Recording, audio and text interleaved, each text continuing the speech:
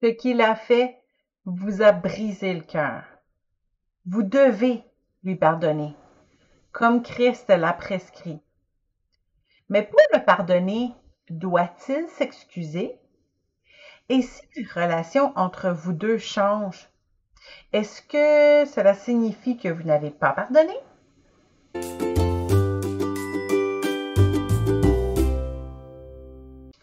Notre Seigneur nous demande d'aimer Dieu de tout notre cœur, d'aimer aussi nos frères et sœurs et même nos ennemis.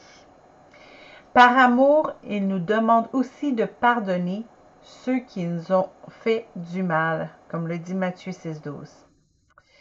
Jésus nous a même montré l'exemple sur la croix. Jésus dit, Père, pardonne-leur, car ils ne savent ce qu'ils font. Ils se partagèrent ses vêtements en tirant au sort. Luc 23, 34. Pardonner, c'est aussi de renoncer à la vengeance. C'est de se libérer de l'offense pour pouvoir être guéri. C'est de choisir de ne plus ramener cela à notre mémoire. Après tout, c'est ce que Dieu a fait lorsqu'il nous a pardonné nos péchés. Vous devez pardonner, et ça, même si l'autre personne n'a aucune idée de ce qu'elle a fait de mal. D'ailleurs, à ses yeux, peut-être que son comportement n'avait rien de méchant. Mais si cela vous a blessé, vous devez pardonner pour éviter que la rancune produise des racines vénéneuses dans notre cœur, comme le dit Hébreux 12:15. Vient ensuite la deuxième partie, la réconciliation. Jésus nous a demandé aussi d'être des agents de paix. Heureux ceux qui procurent la paix, car ils seront appelés fils de Dieu. Matthieu 5, verset 9. Si votre frère vous a blessé, vous devez le pardonner et ensuite essayer de réparer votre relation. Et tout cela vient de Dieu, qui nous a réconciliés avec lui par Christ et qui nous a donné le ministère de la réconciliation. 2 Corinthiens 5, 18. Dieu nous a pardonnés, mais lorsque nous nous sommes repentis, nous avons ensuite été réconciliés dans notre relation avec Dieu.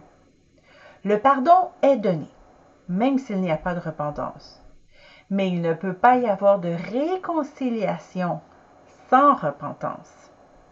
De la même façon, nous devons pardonner à notre frère qui nous a blessés. Mais nous devons aussi essayer de nous réconcilier avec lui en lui expliquant la situation. S'il s'excuse, il peut donc y avoir une réconciliation entre vous deux. Et idéalement, nous devrions toujours nous réconcilier avec nos frères et sœurs pour garder notre unité spirituelle. S'il est possible, autant que cela dépend de vous, soyez en paix avec tous les hommes. Romains 12, 18. Vient ensuite la troisième étape, rebâtir la confiance. Nous ne devons pas faire confiance aveuglément. Nous devons être sages. La confiance est un sentiment qui peut prendre beaucoup de temps à créer. Lorsqu'un conflit survient, nous devons pardonner, nous réconcilier si l'autre partie accepte, mais il est probable que la confiance soit à rebâtir et que cela prenne du temps. Maintenant, si vous êtes à l'étape des fréquentations et qu'un conflit majeur éclate entre vous deux, vous pouvez rompre votre relation. Puisque vous êtes tous les deux des enfants de Dieu, vous devez vous réconcilier et préserver votre relation spirituelle, fraternelle. Mais vous n'avez pas besoin de continuer votre relation amoureuse. Le temps des fréquentations est justement un temps où vous apprenez à vous connaître, où vous bâtissez votre confiance dans le but de vous engager pour la vie. Si la confiance est brisée avant même le mariage, vous n'avez pas à continuer et vous forcer dans cette relation. Vous réconcilier ne signifie pas que vous devez continuer votre relation. Il y aura bien sûr plusieurs petits conflits. Vous êtes deux êtres imparfaits.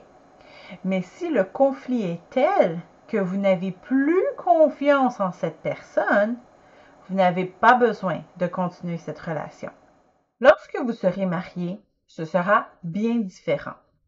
Vous devrez réparer les pots cassés et rebâtir la confiance, car le divorce n'est pas une option. Mais tant que vous n'êtes pas engagé devant Dieu par les liens du mariage, vous avez toujours l'option de faire marche arrière. Et puisque vous êtes des enfants de Dieu, s'il doit y avoir une rupture, ce sera toujours fait dans le respect mutuel.